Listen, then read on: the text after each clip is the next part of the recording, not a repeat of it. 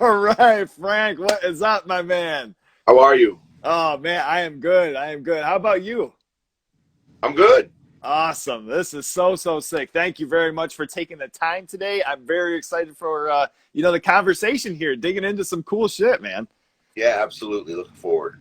Hell yeah. All right. Let me ask you first off, before we dig into the meat and potatoes of everything today here, here on Growing on Your Life, a lot of times I like to ask, as far as my wife and I do some traveling, if we're coming somewhere local to you, somewhere in Florida, what would be a local eatery that you would tell us that we have to stop by and try before leaving? Well, I live over in Cape Canaveral, Cocoa Beach area on the Space Coast. They call that over there. Yeah. Um, Okay. there's a great seafood spot called Seafood Atlantic, and it's in Cape Canaveral. It's at the port actually, and it's funny. You expect to get all this fresh seafood being by the ocean, but that's not the case a lot. A lot of these places ship that stuff in, and that's a place where you're going to get some fresh stuff that's caught right out of the ocean. I would definitely suggest that for sure. The seafood, definitely. Okay. I mean, and yourself, you do some cooking too, as well, right? You do, some digging into. You got your hot sauce and everything, but for a long time, you kind of had set your sights at being a chef and cooking, right? I did when I was young. That's what I thought I was going to do because who the hell could make a living off of music? That's a one in a million thing, and here I am doing that Mhm. now. And I do all the cooking when I'm home from tour. I enjoy to Yeah. do it. I understand when people work 9 to 5 or whatever, and they don't. The last thing they want to do is come home and get into some project in the kitchen. Well, I have the time to do that when I'm home, so I'm able to do that for my wife and I. So I enjoy it. Okay. Yeah. Hell yeah. Do you have some, particular things that you love? I mean, when it's kind of a go-to, and you're like, I don't know what else to make. This is kind of my signature thing. Do you have something? I mean, With hot sauce. I mean, wings or different things like that. yeah, well, a lot of people know I have my own hot sauce out for Florida Frank's Florida Heat. Shout out to Hella Hot Sauce. But I'm not a much of a baker. I'm more of a griller, and I have a Hmm. big egg at home. For those of you who know what that is, it's like the ceramic grill that acts as a grill and oven. You can do everything with this thing. I mean, I could do a pork butt for 14 hours, or I can do a pizza at 700 degrees for 10 minutes. So Yeah. Okay. Okay. Nice. Nice. Sweet. Yeah. I like asking that. Just as far as different, different places and visiting different spots. And this next year, we're going to be in Florida, heading over by Disney World there too. So we're going to be hitting that up, and we can find a spot with some fresh seafood. I'm all about that shit. That sounds awesome. yeah, for sure. There's plenty. There's no shortage of restaurants in Florida, especially in Orlando. So Yeah. Okay. All right. Now, something I wanted to dig in a little bit as far as, some of my research and, kind of hearing some things as far as your interest with like Halloween and costumes and, Halloween being this next month. First off, I wanted to dig into some horror, and ask you about where did your introduction in horror movies come about, and how were you introduced? well, my parents, they did a lot of drinking and drugging when they were young, so most of the time that was bad, but some of those times it was good. And the good parts of that was I spent a lot of time with my grandparents. So um, my grandmother, I mentioned the cooking, but she used to watch Twilight Zone, the original Twilight Mm, Zone episodes, and I was young. You know what I mean? mhm. So I would catch that. I probably shouldn't have been watching it at such a young age, but that was my introduction to this stuff. And to me, to this day, that's my favorite television show of all time. For those Oh, nice. those of you who see my guitar picks, you know that I've made themed Twilight Zone guitar picks, and I'm a Mhm. big fan of the show. That was really my introduction into it. And then after that, I probably was watching some movies in the late '70s and early '80s that kids that are 8, 9, 10 years old shouldn't have been watching, and then came, the slasher films and things like that. So definitely Twilight Zone was my introduction to this stuff, and as a young kid, that was really just, I mean, it had an effect on me, probably good and bad. So Right, right. Specifically the episode where all the nurses have like the wrap, or it doesn't. Maybe it doesn't yeah, show. It shows the patient who has all the wrap over her face, and then at the end you find out that the nurses are the ones that are sure. fucking like terrifying. Yeah. Dude, yeah, some of that stuff, man. That's it still to this day holds up. Absolutely, yeah. That's I, that's. the Talkie Tina doll. I mean, obviously that's the Yeah. that's where Chucky came from. That was stolen from that. You know what I Yeah. mean? There's so many classic episodes, you know. Yeah, the original Twilight Zone. It's just that and Night Gallery, and I like the old school stuff, the black and white Universal monster films, and Yeah. you Hell know, yeah. the Plan 9s from outer space, and just you know Oh the yeah. old school stuff. Okay. Okay. With now, as far as kind of getting into further along, and growing up watching more movies and different things, what are three scenes that you would consider just forever ingrained in your brain, whether it was something disgusting, gross, or maybe even too disturbing to forget? Well, there was this movie in the late '70s, I think it came out, called Tourist Trap, and Oh yeah. it had Chuck Connors in it, and what he would Uh-huh. do was kidnap these younger teenagers, and then he would put plaster over their faces till they suffocated and made mannequins out of them. And I saw this when I was like 8, 9, 10 years old, Oh man.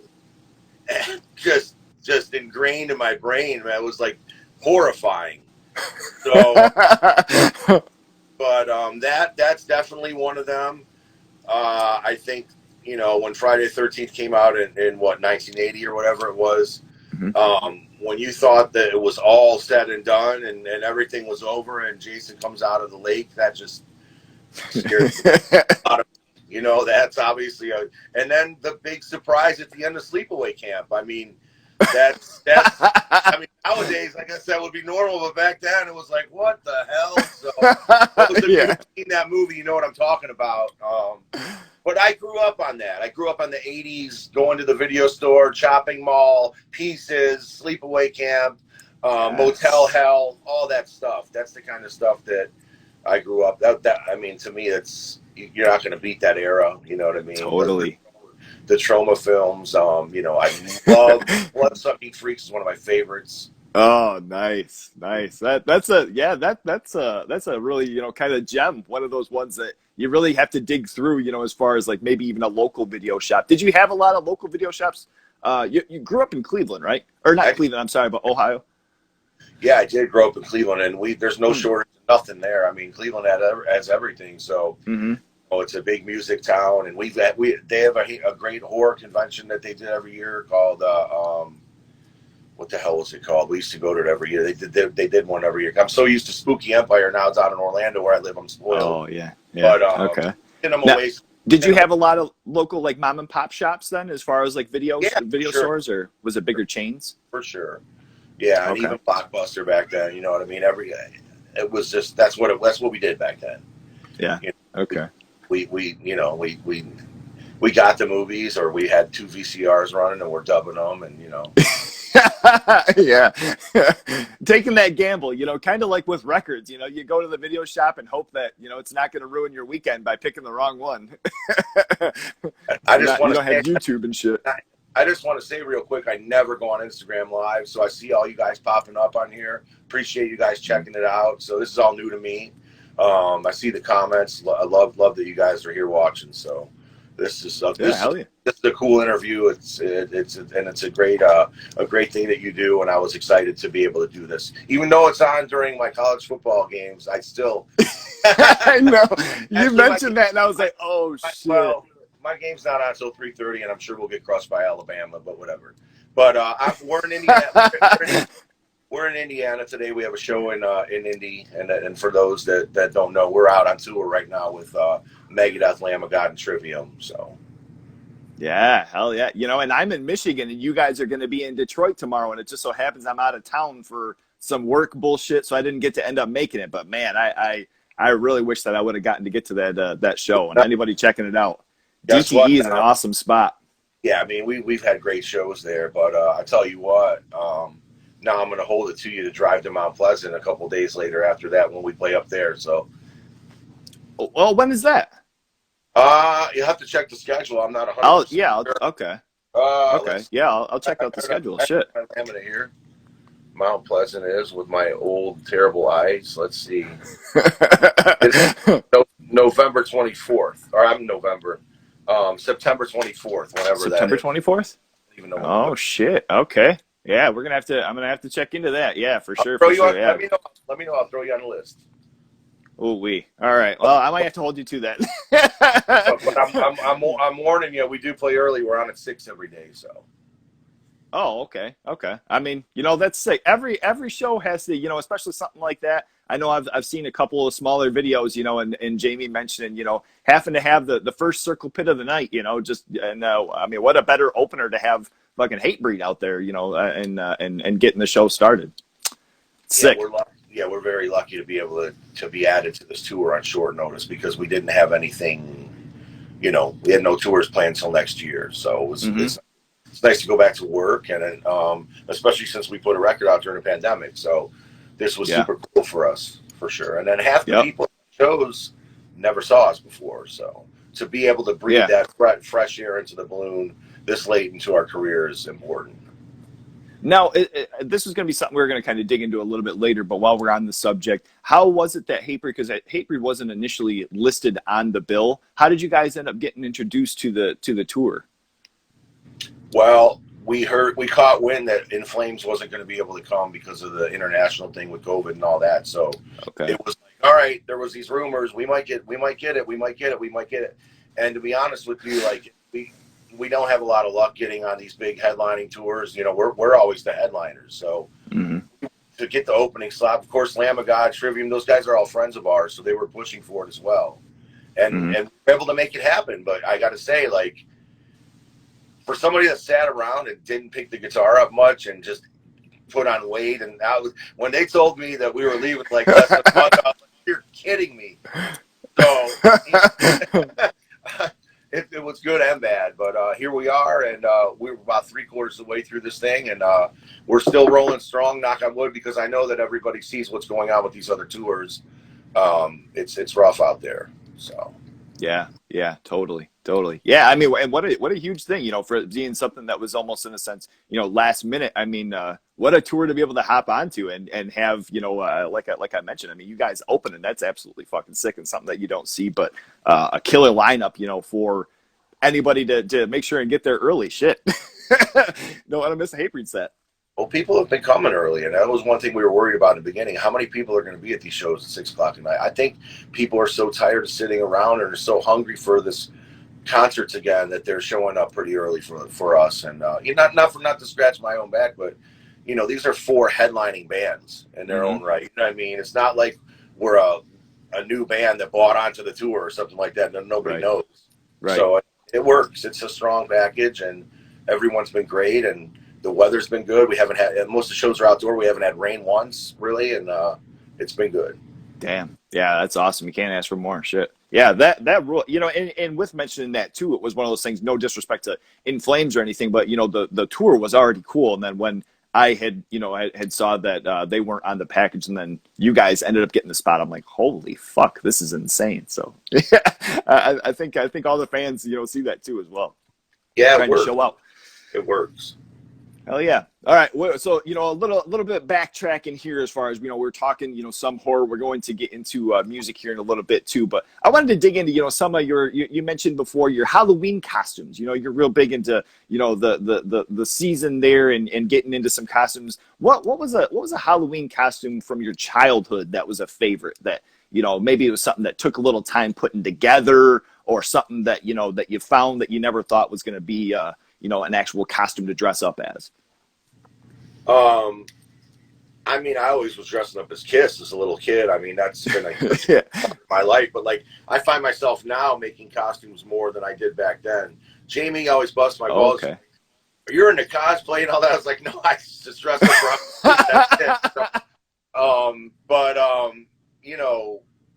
my wife and I are big Disney fans. We got married at Disney World, and they have a Halloween party where you're able to dress up and things like that. So we really go out. We work on our costumes, do something different every year. We've done Devo, we've done serial characters, and a lot of my friends come down and we'll do it together. We've done Kiss and Disney villains, a bunch of stuff. The last one my wife and I did, we were Haunted Mansion characters where I was a Hatbox Ghost. So if you go down to my Instagram, Okay. if you go down to my Instagram, you'll see those videos and footages from, I guess it would have been 2 years ago now because they didn't do it last year, but Uh-huh. it's insane. I mean, we went all out, and it's a lot of fun. The only thing that sucks is it's still very, very hot in Florida in October, and we're out there with like makeup on and wigs and all that. I'm just dying, sweating, but it's all worth it. You know, Halloween's super cool, and our birthdays are both around Halloween, so October is a real special month to us. But as far as costumes go, I mean, we'll go ahead and try it and do an attempt at making it. Okay.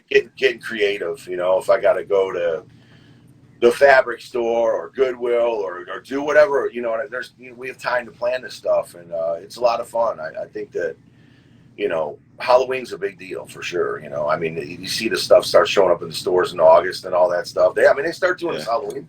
They start doing these Halloween parties at the Magic Kingdom in August now. Oh, like, really? Wow. Yeah, oh, 3 days a week. So, yeah, I love it. I get into it for sure. Wow. We decorate the yard. It kills the grass and all that shit.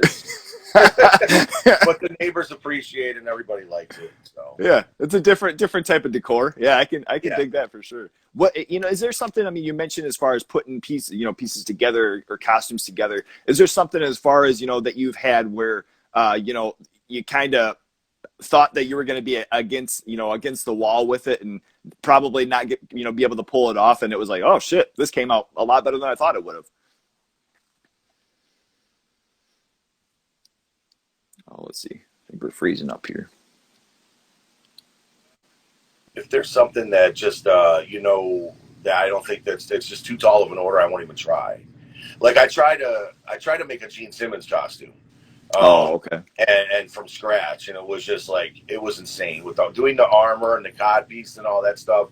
And I ended up just getting an actual Gene Simmons costume that at that time you could buy for like $900, something stupid, with the real 7-inch platform monster boots and all that stuff. So if you've seen those pictures on my Facebook or my Instagram, we wore those.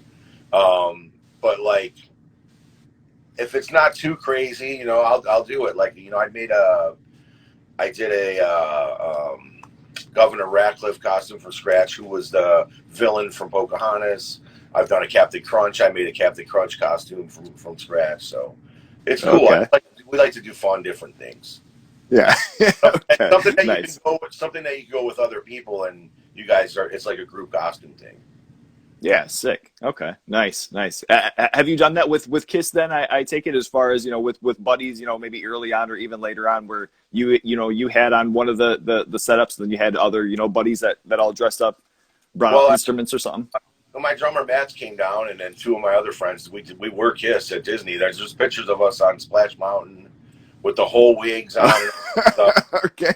Yeah, my drummer Matt was Paul Stanley, and I was Gene, and my buddy Ken was Peter, and we had Ace, and we went and did it. I mean, literally, people were trying to take pictures with us more than they were the actual characters at Disney. And it was hell. It was hell walking around in those 7-inch boots at Disney all night. Like, it was really bad. It hurt our feet so bad, and I almost broke my ankles falling over. When those things showed up in the mail and I put them on, I called Matt, and I was like, we're not going to be able to do this. And like, what are you talking about? Spend money on all these costumes. I was like, I'm telling you right now, when those boots show up and you put them on and you go to walk in them, we're not going to be able to do this. You know, and I really had to train myself how to walk with those. You know, heel hits the ground first, and then the front of your foot, and I'm already tall anyway, so it made me like, you know, 7 inches taller. It was nuts. And then, you know, to do the makeup then after that, you know, and these guys do that every night. That's the thing that people don't understand about Kiss. It's like, these guys do that every night, and they go out and play a concert every, you know, 4 or 5 nights a week. They're doing this, putting on 40 pounds of armor and doing their makeup and all that, and then jumping around on stage. It's crazy to me. It's crazy. Yeah, that's insane. 70 years old, 72, I think Gene is. I mean, it's a tall order. I mean, the payday's good. The payday's good, but still, you know, that's got to be some wear and tear, though. You know, over all the years, especially that they've been doing it, and you getting up there and, like you say, jumping around and shit, and having, you know, energy on top of it. You know, that's got to be some wear on the body for sure. And that's why people are like, do you really think it's the end of the road, or they're really doing their fair? It is. I mean, at that age, you can't be doing that. You know. Mm-hmm. So yeah, for sure. Well, we can enjoy it while it lasts, for sure. I can appreciate what it is that they're doing there. sure. And mentioning all this too. So you kind of we get on the topic as far as like Disney villains, and take us back to maybe watching some movies that were more so youth or kid pitched movies that actually had some scary stuff in it. And when I think of this as far as examples like Watcher in the Woods or Little Monsters or even Return to Oz, some of the shit that's in that movie is like, I don't feel like this is a kid's movie. Anything come to mind with that? I mean, Bambi and Lion King, the fucking parents die. You know what I mean? The shit is Yeah. brutal. Yeah. That's like Yeah. that's deep. Say what you want. It's just kid stuff or whatever, but that's deep stuff. Yeah. But there's been some sick villains in some of their movies. Like the Chernabog thing in Fantasia is sick. You know what I mean? Like and the Horn King and the Black Cauldron, which is kind of like a not so popular animated Disney movie. Yeah, I remember that one. Disney. There's some cool villains and stuff, but I that's another thing that I collect is Disney DVDs, and I have a lot of. They made hundreds and hundreds and hundreds of movies, live action movies from the 60s and 50s and 70s that you've never even heard of. I collect all that stuff, but I mean, when you're talking about that many movies, there's going to be some kind, there's going to be some wacky crap in it. But Yeah. the stuff you mentioned, and obviously the bigger movies, but you know, and I have a huge.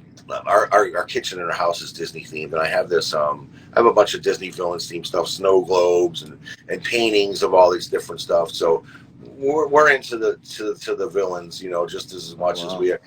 Sometimes they do villains events at Disney World as well, where it's like after the park closes, you come in and it's a separate event, and they bring out all these characters that you never ever see. And you're like, wow, I can't believe that they really? have Wow. costumes for these. Like the hyenas from Lion King and stuff were there. And like some stuff. I mean, it's super cool. People geek out over that stuff. Villains. Disney stuff in general, it attracts a ton of nerds, but the villains is like a subculture of it, Huh. Wow. Yeah. It's more. I've never been before, but like I say, this next year we're going to be going, and I've been doing a little bit more research just as far as some of the parties that they have going, and but that's not anything that I've seen as far as like with the villains or anything like that. That's that's sweet. I mean, that's cool too. Like thinking of a convention, and different people dressing up in characters or different things. Them kind of tending to certain people as far as a deep cut, if you will, or costumes that you're not normally seeing. I mean, that's pretty sick. That's sweet. Yeah, I mean, it's a good analogy, deep cuts for sure. But if you're heading there to the parks and going to Disney World, and it's just very overwhelming if you've never been there before. It's 50 square miles. Yeah, it's bigger than most cities, so you cannot plan enough. Plan it out before you go because you don't want to be caught there, like a deer in the headlights, and then you miss Walking a lot. In circles. There's a lot to see. There's a lot to see. So that's all. Right. Right. Okay. All right. With we can even touch on some with Disney, but as far as in horror movies or even sci-fi or things alike, what are scores that come to mind as far as music wise? Being in a band, we're going to kind of transition into some of that. But as far as scores, watching a movie, what's an earlier time you're remembering the music of a movie really sticking out to you? I mean, Halloween's an obvious one. That Oh movie, yeah. The music in that movie is just, it resonates. You know what I mean? It's just as scary now when I watch it as it was when it came out as a young kid. But Nightbreed had a great. As a matter of fact, when I was playing in Ringworm and we first cut our demo, we were using snippets of that stuff in between the songs. For those of you who are familiar with Ringworm demo, we were using stuff from that as well. So those are two that I could think of, offhand that when you're thinking about the scores for horror films. Yeah. Okay. And even Halloween, that's a case where it's like it's almost a character just as much as it is the actual like people in the movie. Or you have something like Jaws where it's like it just kind of, goes along with thinking of, oh, who's my favorite character or villain, or, something with Halloween, the music. It's like, shit, that sticks out just as much as any person that was in the movie for sure. Yeah, that's true. It's true. It is. I mean, it's a lot of times some of the movies, the music's better than the movie itself. So yeah, there's those too for sure. Transitioning into your interest in music, young Frank, getting into playing and different things. Before we dig into some of that, let's say hypothetically, if Kiss needed a guitarist and they asked you to come out for their next tour and they told you can put any 3 tracks on the set list. You're going to be filling in for guitar. What are these 3 tracks going to be that you're going to include in this Kiss set list? I mean, that's really hard to answer for somebody that's just a big, huge fan that I am. But, we're spoiled when we go on that Kiss cruise every year, because what they do is they play songs that they would never, ever, ever play. Right. So right. That being said, I mean, we get to see all that stuff, all the stuff we wish that they would play. We get to see them play. So unlike most bands that you're a huge fan of, when they do deep cuts, which is usually few and far between, you don't really get to hear them ever do those. But we're spoiled on the boat. Mm-hmm. Now, if I hadn't gone on the boat, it would probably be like 80s Kiss, that era that's forgotten about now, when they didn't have the makeup on, you know what I mean? But you have to realize there was a very long time from, 1983 till 1996, 13 years or whatever it was, that they didn't have makeup on, but the music was really good at that. A lot of people will beg to differ. Okay. But I enjoy that stuff, and some of that stuff's really heavy. Some of that stuff written by Vinnie Vincent is very heavy. Pictures of the Night and Lick It Up, and that I think that would be, if I had to pick songs, they would be from that era. To be able to pinpoint 3, I don't know. That's a little impossible, but yeah. It would have to be from that era. Creatures of the Night, Animalize, Lick It Up. Yeah. Okay. Nice. I like that. With your interest in Kiss, I wanted to dig into also, as far as aside from records, where did your collecting start with the band? What were some earlier memorabilia things that you saw? As far as maybe cups or T-shirts, different things. What started your collection? I mean, I found out about Kiss when I was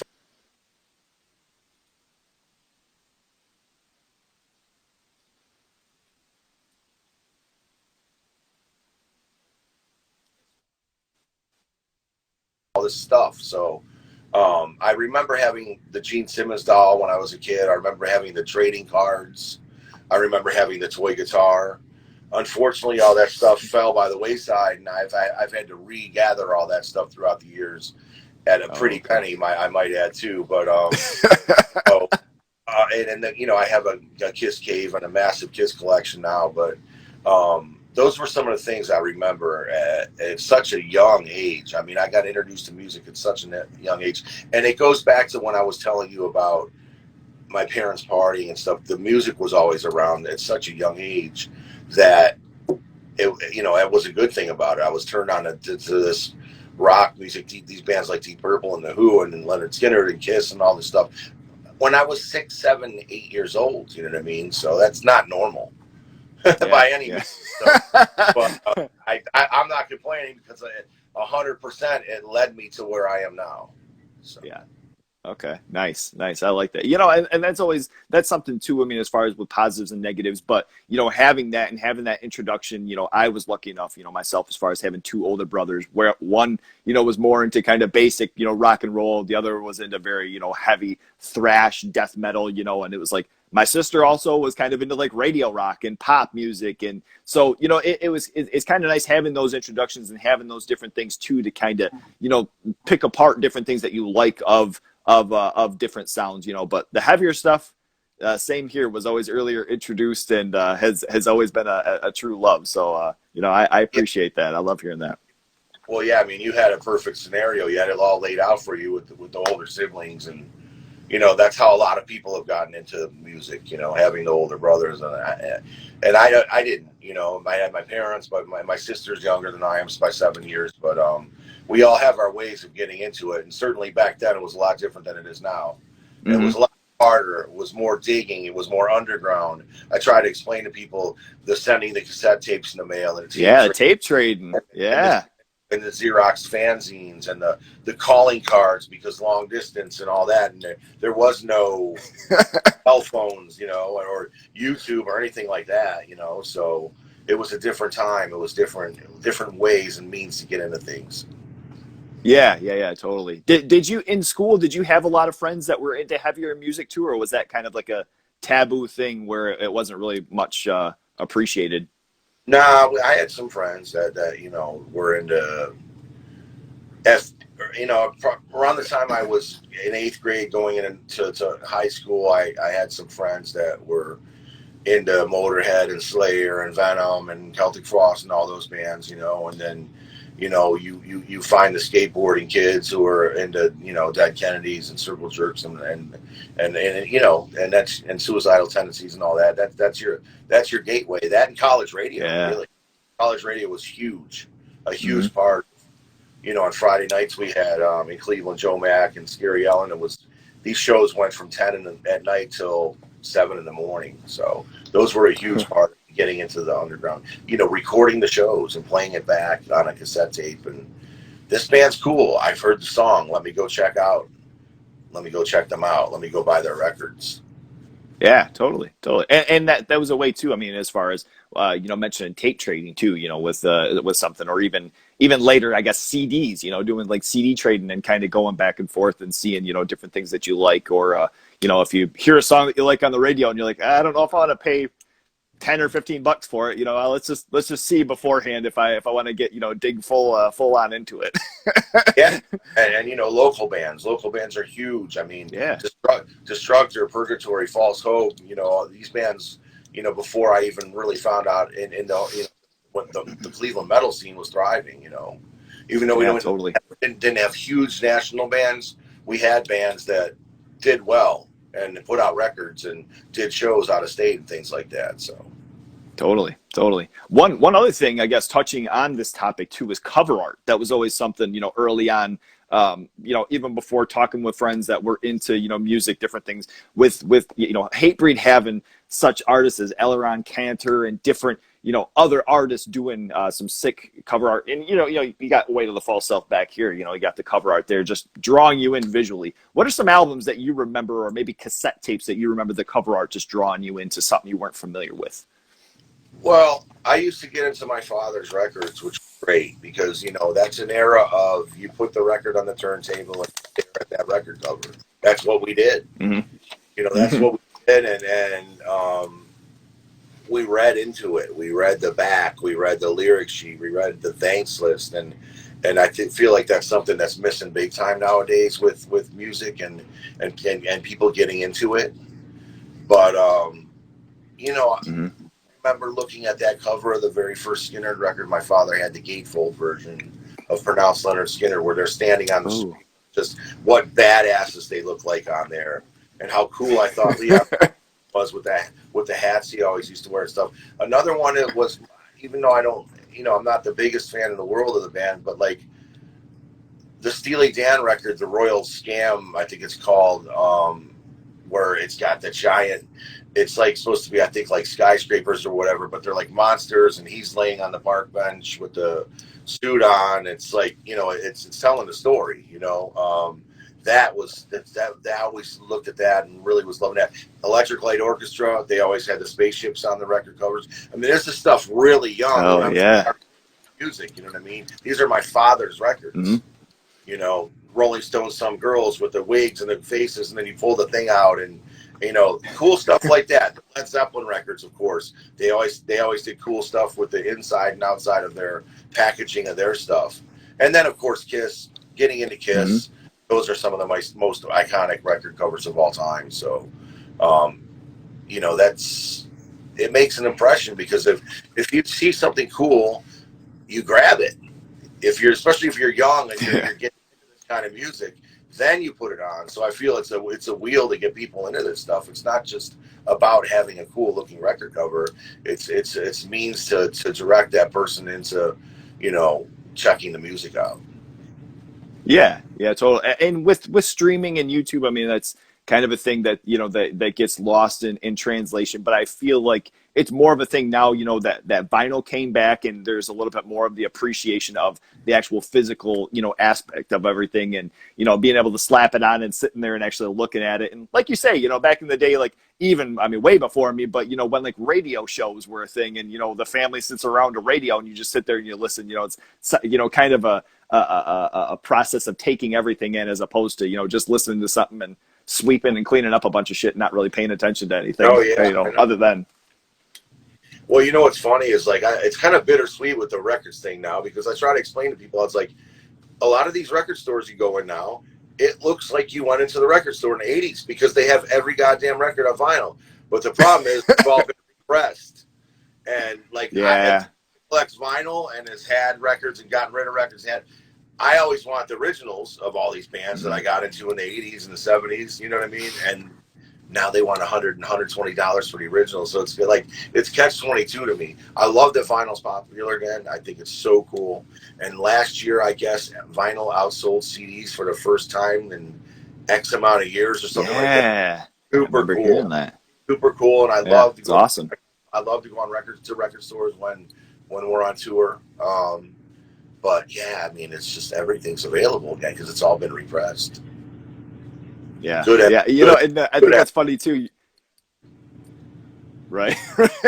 Right. But with the represses, you know, I do see the appreciation of that too, you know, where it's like, I just want the old shitty copy that I used to have. I don't want this 180 gram, you know, fucking whatever that you have now with the special edition extra tracks. You know? I want the original one that I used to have. Yeah, what's up, Hoya? I see you on there. John Wayne Face checking in here. So shout out to Matt Ball. We love you. Nice. All right. So, you know, I wanted to dig into some of your playing, you know, after, you know, plenty of time of practice with a tennis racket, you know, playing to some Kiss Alive 2. Tell us about getting your first guitar and some of the first songs that you wanted to learn, you know, playing as far as getting into guitar there. My first guitar, I think, was like a Harmony brand guitar. It was like out of probably at that point like a JCPenney or a Sears Wish book. And then my father got me I think the next year he got me a Fender Stratocaster, American made, like a 1985 black with a white pickguard, and yeah, I had a Kaler tremolo. I wish I still had a guitar. I know it's terrible that I don't. I really wish I did, but you know, like all kids, I think, you know, that are into the kind of stuff that we were in, you start off by playing Smoke on the Water and Iron Man and then those riffs and all that, and then you take it, you go from there. You know what I mean? You either keep going or you put it down and you never play again, or you take lessons. Nowadays it's different. You go on YouTube and you know what I mean? Back when we were kids, if there was like a young kid that shredded on guitar, it was a big deal. Now you just 500 like 10-year-olds that shred on guitar. So right. It's crazy. Right. It's crazy. But you know, my beginnings of around that time frame in the mid '80s were probably the same as a lot of other kids were at that time. You know, totally. Nice. Yeah, you know, it's funny when you look online and a kid doesn't even have a band; he's got a record label, you know, or like a record contract. Like, how the fuck does this happen? Yeah, I mean, it's just different now. It's just different. That's all I'll say. I'm not putting anybody down. I'm not, you know what I mean? But I will say I'm glad I grew up in the era I did. As far as video games, our video games and our music and our movies, Smoke, all this stuff that comes out now. So whatever. Yeah, we've got everything at our fingertips now, you know, with technology. But I mean, now, is that something when you're on the road that you're digging into, you know, looking at local shops or different things as far as for video games, or is that more of like a when you're at home? I wanted to, I didn't think about mentioning on that, but I wonder about that because sometimes when I travel, you know, I especially look for local video shops or different music shops or something that's, you know, kind of local to the place. I think on a normal U.S. tour, when we're playing in clubs and cities, it's easier for me to get out to record stores and places like that because I certainly love to go to them. I'm always looking for stuff, even though I come home with an extra suitcase of crap and my wife wants to kill me. But, you know, it's been hard on this tour because we're at these amphitheaters most of the time. And as you know, a lot of these amphitheaters they're not right in downtown. They're like out in the country pretty much. And you know, Yeah. it's Yeah. harder for me to get to the city and to record stores and things like that. But on a regular tour, when we're headlining, sure, there's usually places all around the club when we're playing. But it's been tough on this run. I'll say it's been tough on this run because you know we're out at these amphitheaters that are most of the times not necessarily near anything. So, Okay. but no, but normally that's my thing. I'll go do that for sure. You know, check out stuff. Nice. But like I said, So it's harder and harder to find those old records now. I mean, look, when we were younger, now you can just go buy anything. The fun of going to find stuff and digging through stuff is gone. You know what yes. I mean? It's gone Yes. because you just go on eBay or anywhere and get this stuff. And the problem is, it's a ton of money. You know, I mean, to me, it's fun to go through a record store and go on the bottom shelf and dig through records for an hour it's a $2 bin because you never know what you're going to find. And then when you wake up, when you stand up, your knees are just destroyed because you've been, you know what I mean? You've been around, you're all dirty and shit. I mean, that's part of the fun. You're not going to believe what I found. We were in Lawrence, Kansas. I found a fucking Misfits Beware record. You know what I mean? Like, that shit's gone. But, and it's unfortunate, you know, because we have a lot of time to kill on the road. You know what I mean? People are like, you must come home and relax. And, you know, I'm like, no. I was like, we relax out here. I mean, it's showtime. And then there's not a lot of other stuff going on. A random interview like this. But, you know, when I'm home, I'm more busy. But, you know, that this is something that, you know, going to record stores and looking for DVDs and movies and all that stuff, or memorabilia, movie posters like we're talking about now. You know, that's fun. That's fun. Yeah, I hope with vinyl coming back that the stores start coming, because I know a lot of stores have closed. Over the years, we've lost so many great record stores in so many cities all over the world. But you know, the pandemic and the ones that we're hanging around, the pandemic probably wiped a lot of them out too. But I'm hoping with the resurgence of vinyl that it continues to, maybe there'll be newer stores and stuff. We've got a lot. Totally. You know, I mean, just go ahead. Go ahead. I was just going to mention, as far as it was just recently too. There was a shop that's a little ways away from me here, but in Grand Rapids, you guys come through. You know, when you're touring a lot, Grand Rapids, Michigan, you guys play.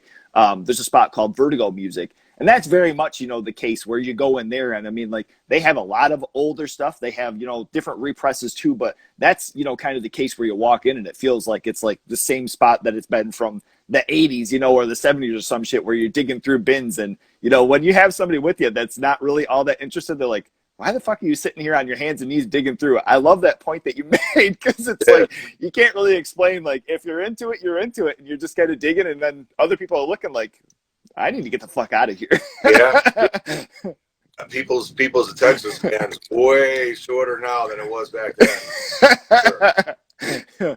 Totally. All right. So I wanted to mention on, as far as with releasing Way to the False Self. So Hatebreed's, you know, latest album, you guys released it during the pandemic, and now finally being able to play some of the songs live without, you know, giving too much of the live show that you guys have going. What was the first song that you guys got to play live from the album? Well, right now it's just been instinctive, because the set's only 35 minutes long. So, you know, because we're playing such a short set now, you know, 35-minute sets, a lot of Hatebreed songs, because they're so goddamn short. I mean, if we had a 35-minute set and we were Machine Head, we'd probably be playing 4 songs. You know what I mean? But we could still cram a lot. We could still cram a lot in. You know, but we don't want to bore everybody with new songs. You know what I mean? So, and then, like I said before, this is a lot of people's first introduction to Hatebreed, this tour, which is great. But you know, we're able to do at least the one song off the new record. So, and to be honest with you, it's just great to be back out playing shows again. It doesn't matter if it's songs off the new record or old or the past catalog. To be able to be back on stage when when we hadn't for so long, and bands hadn't for so long, and even now when bands have tried to and they had to get shut down for whatever reasons, the fact that we're still out here every night being able to do this, it's the best 35 minutes obviously of the day, and it's It's just amazing, and it's a lot of fun. I mean, the shows are great, and for us to come out of the pandemic and be on this big tour, it's the best thing that could have happened for us. Totally. And I mean, totally, absolutely knocking on wood here, too, but seeing a lot of the shows that have been trying to, get off of the ground and, kind of putting some boots to the ground and getting out in the cities, and 2 shows in getting canceled because a bunch of people, testing positive, or thank God. I mean, because it's awesome that you guys are able to do that. And I'm sure, there's probably a lot of headaches as far as, from other times, but now having to go in, and I don't know if it's like you have to test every time before playing or anything like that. But thank God, I mean, everything is going well too, because there's been a lot of, that seemed like quite some headache situations out of tours that are coming. Well, let me explain this for the people that are watching. The precautions that we take for this tour, there's a reason why this tour has not got shut down yet. I mean, we're outside, most of these shows are outside amphitheaters, and it's masks on outside even. We're not allowed to have guests backstage at the concerts at all.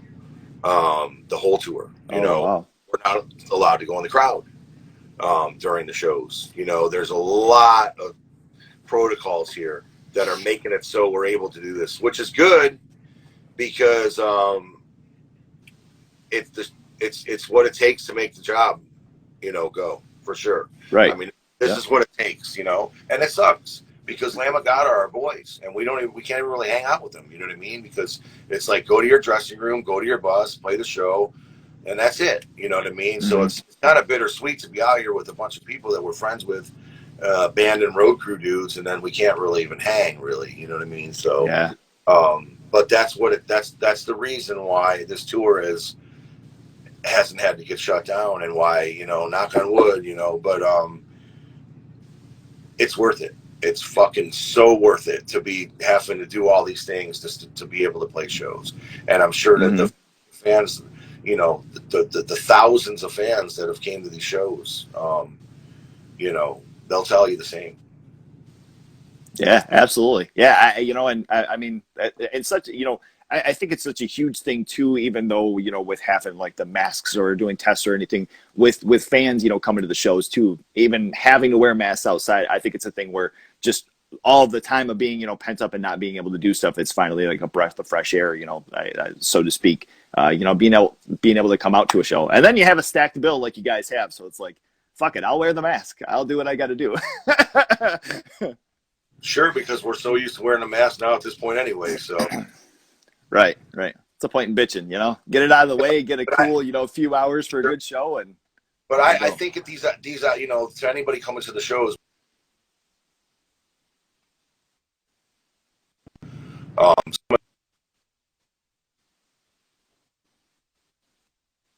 okay. It's a territory thing. It's just different protocols for whatever state or city we're in. Yeah. Okay. Totally. What as far as your guitar setup for this tour here, your guitars, your strings, your amps, heads, pedals. Has there been anything different, in the time that you had off that you've introduced into the tour this time, or something that you changed up a little bit from maybe the last time that you were out on tour? Yeah, well, I left DR, and I joined up with SIT. Shout out to SIT Strings. Shout out to DR too. Thanks for, and it just didn't work out over there, and then now I'm with SIT. I have my own signature gauge, which is 14 to 60. Which, if you know anything about guitars, those are like bass strings, but holy for shit. the kind of music that we play. But I have my Les Pauls out here, and I have my Explorer. In the beginning of the tour, my Explorer I use for songs in different tunings. We had on the self-titled record, we had some songs that were tuned to standard B. Most of the other records, everything's standard C. So if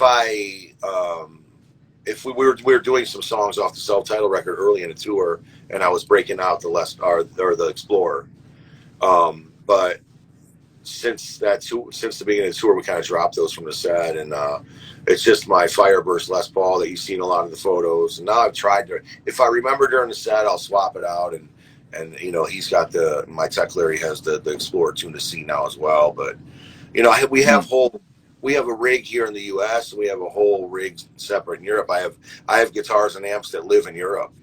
My Oh 74, yeah, okay. yeah, my 74 SG's over there. That's a real nice one. It has that harmonica bridge on it, and the bigger pick guard. If you guys are familiar with the mid Yeah. 70s, my 1980 Les Paul Custom Tobacco Burst stays over there. My beautiful emerald green Les Paul Classic stays over there. So, we're over there so much. Usually 3-4 times a year we're touring over there. So it's easier just to have amps and guitars. A lot of bands, especially bands bigger than us, they'll have a rig over overseas. So when they get over there, they just it rolls out and it's ready to go, rather than having to carry. Because I can't tell you how many times the airlines have broken the neck on guitars of mine. So Yeah. flying, Not good. yeah, it's brutal, and it's one of those things that happens. Some of my Gibsons have what you call the Gibson smile on the back of the headstock, which you can see where it's got and it's been glued back together, but Yeah. fortunately I got people that know how to fix that stuff good, and they're like, Yeah, do it right. There you go. well, sure. I mean, I was told if it breaks again, it's not going to be from the same spot. So, Can't it ask is for more what there. Shit. no, we just got wise to the game, and now we've got separate rigs for Europe and America. But this is very minimal here because we're 35-minute sets, not a headliner tour. I've got my Marshall JCM 2000 TSL 100s that I use, and my rig's real basic. It's just that I plug in with a noise gate and a tuner. What Wayne has some, a boost for his solos, and he's got a wah pedal and things like that over there. A little more stuff than I have, but it's the same Gibson Marshall. I'm just with that. Okay. So with that now, yeah. more of the hardcore approach, no extra bullshit. Just bring in what you got to do and get in and get it done. Well, I always said that half of your sound is in your picking and your hand. You conjure up your tone from that. Half of it anyway. Anyhow, right. Nowadays bands have Kempers and things like that, and they don't even have amplifiers on stage at all. Yeah, I don't understand that. That's crazy, but crazy. I mean, I'll always be old school. I need the amps. Loud amplifier. Busting behind you so you can hear what they're hearing. Absolutely. Yeah, especially on big stages like this. Yeah. Okay. I want to touch on here, and I think I mentioned this when I had Frank on the show as well. When I think of Hatebreed, I think of yourself and Frank. I think of the ball caps that you guys always have when you're coming through town. What are the ball caps that you brought around this tour here that you had on hand? Well, it's funny because I have literally a stack of 10 hats out here, and my guitar tech is like, "Wow, you have a lot of hats." I'm like, "Well."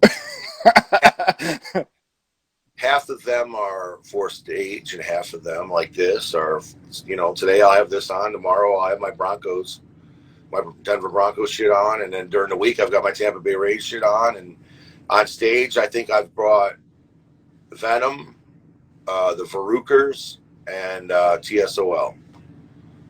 So, oh, okay, damn. All right, nice. Those take a beating. I mean, they have the sweaty salt rings on them when the shows, when I go in the wardrobe case the next day and stuff. Those are just for stage. I mean, they smell like salt and vinegar chips. Those. It's funny. What I do with those? You'll get a kick out of this. I don't want to put them in. I try to get as much use out. I mean, over the course of a tour, they take a beat down, but. So I don't want to put them in the washing machine because it'll ruin the bill. It'll just destroy the hat. Yeah. So when I go home, I put them on my head and I jump in the pool. Swim. Really? Yeah, I swim with them in the pool, and just let them dry. That cleans them all up, huh? Yeah, good enough, till whatever. Just let it sit dry in the sun, and then it goes in the closet until I go on tour again. So. Oh shit. Wow. Okay. That's a good trick. I'm gonna have to try that out. I've had certain times, man, where I've washed a couple of them, and that's same thing here, where I'm like, oh, I just fucking ruined this hat. Hey, in a perfect world, I would have hair, and not wear a hat, but I lost my hair many moons ago, and I shave my head and just wear a baseball hat. It's my thing. So I have a lot I of can hats. dig that. I can dig Stupid. that. At home, I probably have, I'm not even kidding you, probably 75 hats. And they're not all Oh baseball shit. hats. I have like the paperboy style hats and, Mm. the beach hats and all that crap because, sometimes we go out to eat or I go to the beach or whatever. So, but it'll be rare to find a picture of me without a hat on. Wayne's worse than I am. Wayne goes I'm not even kidding you, he goes into his bunk at night with his hat on and closes his curtain. Okay? And Oh when he shit. opens it, Okay. wakes up the next day, he has his hat on. You'll never catch him without his hat on. Oh my god. So, Well then, and shit. the funny thing is that motherfucker has hair. So, it, I'll tell you a funny story. We were going through customs in Canada. Not Canada, the UK.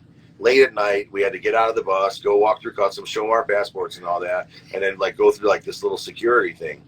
Well, I had this all planned out. I had my phone ready, getting ready to take a picture, and when he had to take his hat off, because they made him take his hat off, I went to go snap a picture of him without his hat on, and he right in customs knocked my phone out of my hand and grabbed my phone off the ground and wiped the picture. Oh my god. Yeah. It's serious. The Shit. customs people were like, "What the fuck are you guys doing?" You know. So, but then then we did the Revolver record cover shoot, and there he is with the no hat on. So I'm like, whatever. Oh man, that's funny. Damn. Yeah. That's a serious take. Shit. Oh, I mean, dude. I always have on my hats, but I don't know if it's to that extent. But I can appreciate that though. Shit. I've always always Yeah. associated that seeing you guys on tour. It's got to be some sort of a cap. And I know a lot of times sports teams or with Wayne the Harley Davidson as well. He's got some of those Yeah, going. Wayne owns a Harley Davidson. He's allowed to he's not a poser. He's Yeah. actually like so. But Yeah, I love that. funny. It's I love that. been great already because football season started last week, and these guys are Giants fans. I'm a Broncos fan. Well, they played each other, so it was beef on the bus and stuff. They had our Giants gear on, and we were playing down the road in New York. But with the set time and the meet and greet, we weren't able to go to the game. But Broncos won, so I got bragging rights for a while here now. So there you go. Nice.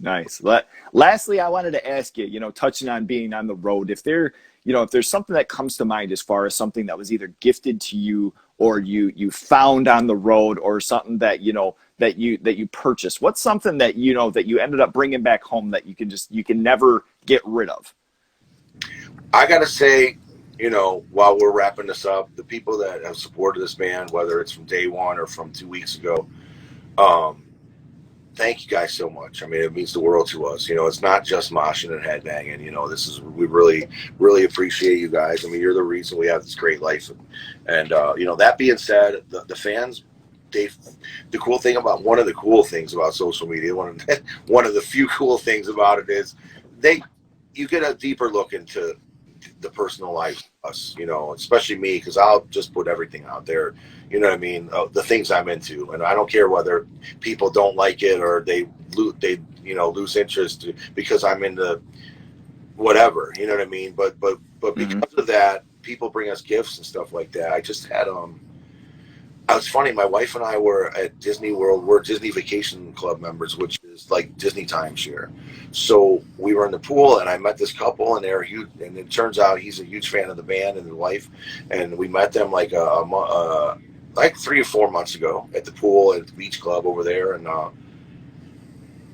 they were super nice from New Jersey. Well, we played New Jersey 3 days ago, and then they showed up. They were at the meet and greet, and I was like, "Oh shit, okay. Oh my god, how are you guys? Whatever." And they brought me this it's like a Disney coaster that lights up, so when you put your glass on it changes colors and all that stuff. But like, people come and they make like art or like wood and glass engraving or like things that they made like with the Hatebreed logo, and they take their time, well thought out stuff, and they come and they present it to us at the meet and greets and things like that. I had a girl make me a Mickey bracelet, and just all this thoughtful stuff. and and on top of it, it's Keeps on going back and forth into buffering. Technology is kind of cool until this bullshit happens.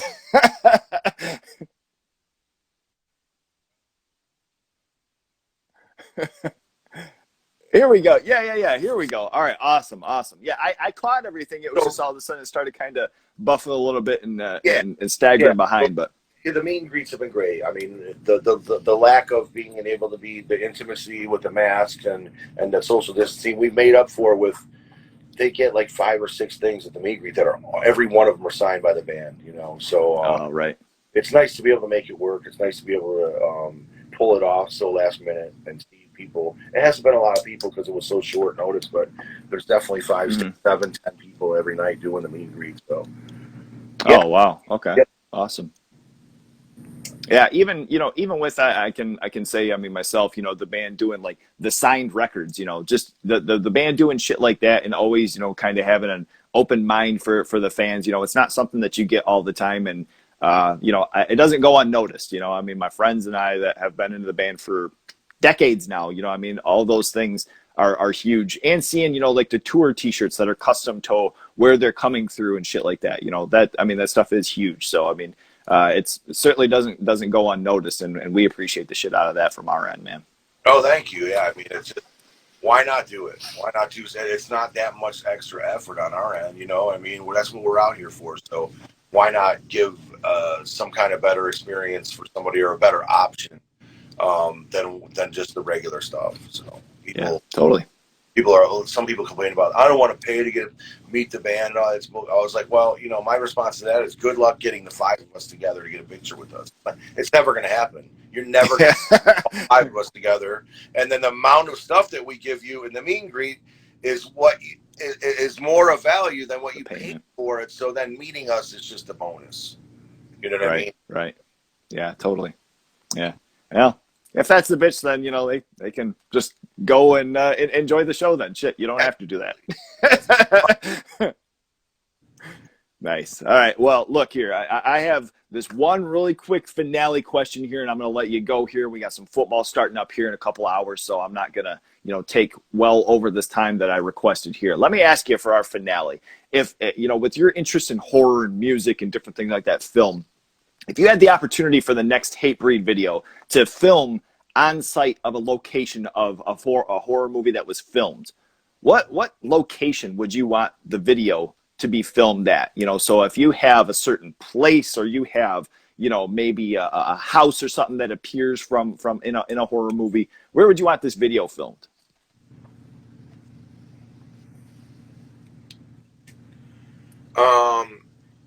Man,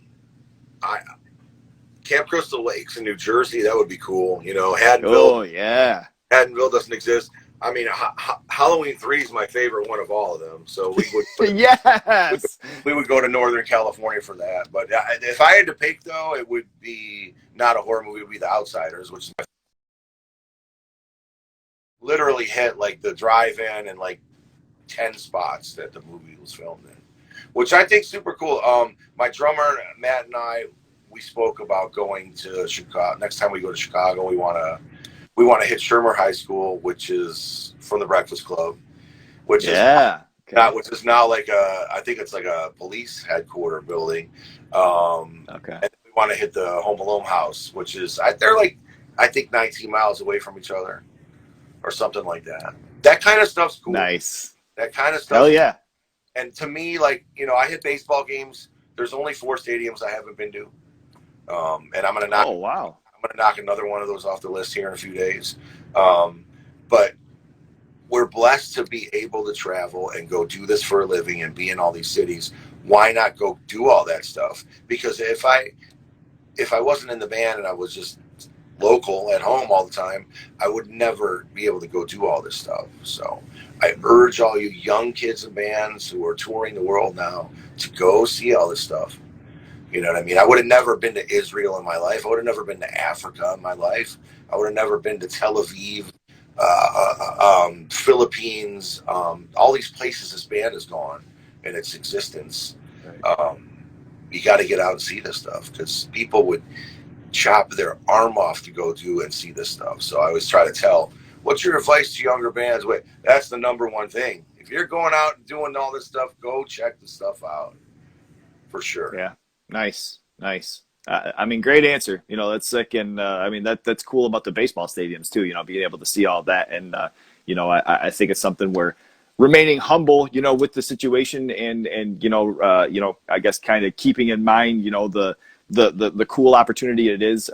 You know, it's sick that you're, you know, not necessarily taking it for granted, but taking advantage of it. You know, and you know, seeing some of the cool shit while you have the opportunity. That's it. That's it. It really is. You know, Love that. there's a lot out there to see. So Yeah. Look, Frank, I'm not going to take up any more of your time, my man. I truly appreciate it today. I really appreciated you coming on and having this opportunity, man. And thank you very much. And good luck with the remainder of the tour and these dates. And I'm going to have to check into that Mount Clements, my man. yeah, for sure. I appreciate the interview. I was looking forward to doing this for a while now. So it's a little Oh, different than wow. just Thanks. little to be able to dabble into the movie stuff is super cool. So I like what you're doing, and you know, I hope hopefully a lot of people got turned on to what you're doing today by me being on. So Sick. Awesome. Thank you so much, man. You take care and stay healthy and stay safe. thank you guys. He's a lo-fi horror guy. Yeah, he's kind of a guy, but he is so lo-fi, lo-fi a horror guy. Yeah. Lo-fi horror guy has been recorded in front of a live studio audience.